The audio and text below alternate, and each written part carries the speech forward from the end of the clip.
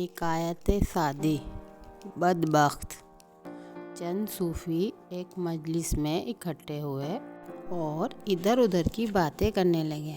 ان میں ایک نے ایک ایسے آدمی کی بدگوئی شروع کر دی جو وہاں موجود نہ تھا۔ حاضرین مجلس میں سے ایک مرد باصفا نے اس سے پوچھا، کیوں دوست، تو نے کبھی فرنگیوں سے جہاد کیا ہے؟ اس نے جواب دیا کہ میں نے تمام عمر اپنی چار دیواری سے باہر قدم نہیں رکھا۔